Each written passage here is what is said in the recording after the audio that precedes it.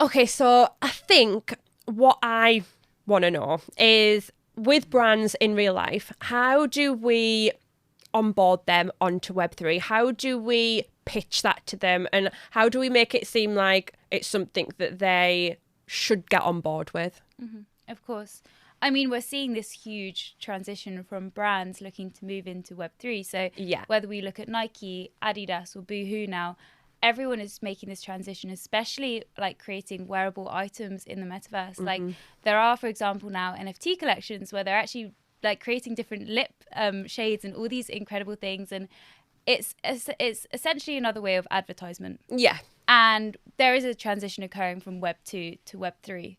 And brands have to stay ahead of that. If you want to keep your competitive advantage, you need to stay ahead of the game. You do. And 100%. I know. And essentially, we are still so early. And I see this as an incredible opportunity for brands to make that transition and really stand out from the crowd, because a lot of companies are very hesitant around Web3. As, Yeah. you know, you have to be careful, obviously, but there's so much opportunity, and it's an incredible marketing opportunity as well.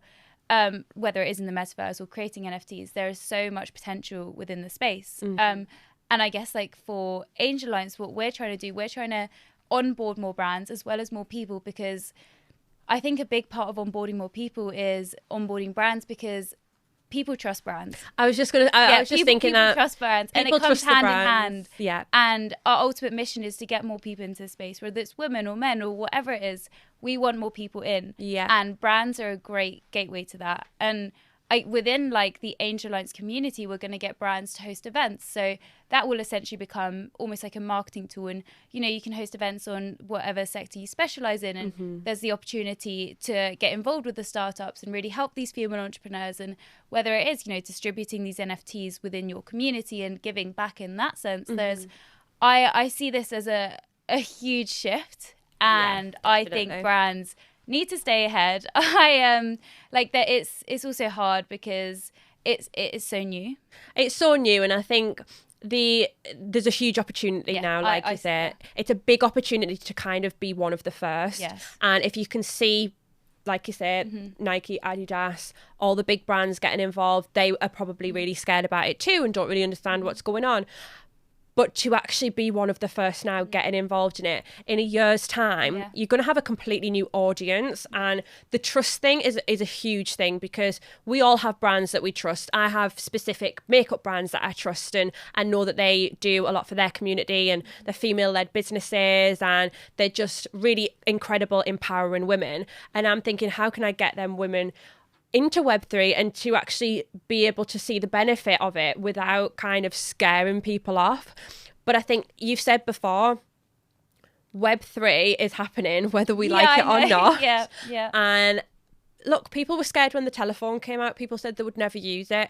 When social media came out, people said, well, I've got a telephone. Why would I go on social media? Because I could just call them. And now you'd be hard pressed to find somebody without bloody Facebook. Like, you can find every man and his dog on Facebook looking for an old friend. Go through Facebook. You know, it's one of those things that we have utilised and used to connect with the entire world. And now Web3 is going to be happening. Maybe you don't have to get involved, but maybe educate yourself on it anyway, because it's better to know than not. It's better to not be left in the dark. And I think for me, with Web2 and with like Instagram and everything, I was so far behind. I didn't get Instagram until like the very last person out of my group of friends and my co-workers, and they were building followings long before I ever thought I'd even need to use it. And I look back and I think, God, I should have just jumped on that, and I would have been way more ahead than I thought possible. And that is what I'm going to do with Web3, because I refuse this time, especially as a woman, to be left behind, because the opportunities for us, they are endless. Yeah. And I think like there is this shift occurring, like we've been saying, whether we like it or not. And female representation is getting better within the space. But that's why we need these brands to pioneer as well and help more women, whether it is onboarding into Web3 or female entrepreneurs. These are two very big issues that need to be addressed. And again, this is another opportunity for brands to get involved in that kind of way, as well as, you know, having a marketing opportunity. But like honestly, from an investor's perspective, like, you have to stay ahead. You have to have that edge, and you have to keep evolving. You can't keep staying the same. Definitely. And Web3 is, I guess, that place to evolve, and that next thing that honestly everyone should be looking into.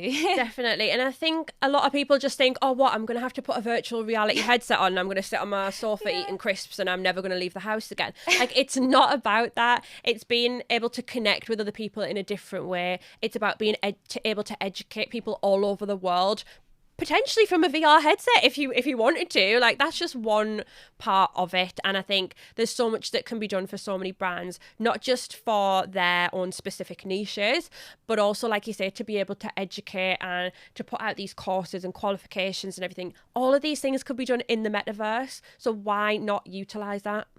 Yeah, there is such incredible opportunity that comes in the metaverse, and I know there's a lot of hesitation around, okay, why would we go into this?